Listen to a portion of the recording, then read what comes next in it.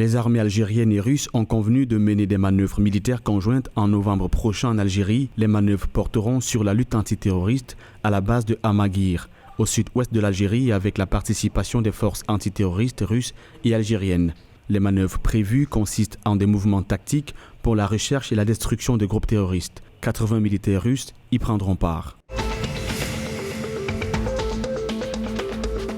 L'Égypte et le Qatar ont souligné la force de leurs relations bilatérales et leur volonté commune de les développer davantage pour réaliser les intérêts de leurs peuples respectifs et soutenir la coopération arabo-arabe, tournant ainsi la page du passé.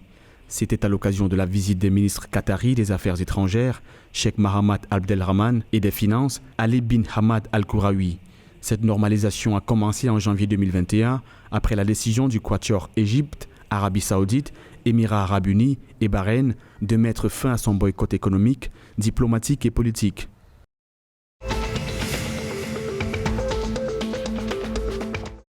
Des affrontements entre deux groupes armés ont éclaté dans la capitale libyenne Tripoli sur fond de tensions politiques. 2 victimes et 5 blessés sont enregistrés.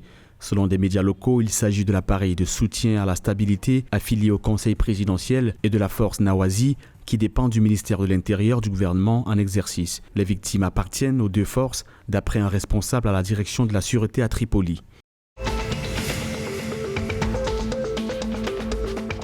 Lors d'une réunion par visioconférence avec les directeurs de la santé des régions, le ministre de la Santé, Bendouzid, a mis l'accent sur la nécessité d'accélérer la cadence des travaux pour livrer les projets de construction des structures de santé dans les délais fixés, notamment ceux concernant la création de centres pour les urgences médico-chirurgicales, toutes spécialités confondues. Également envisager le réaménagement des polycliniques à travers l'ensemble du pays, en veillant à ce que certaines assurent le travail 24 heures sur 24.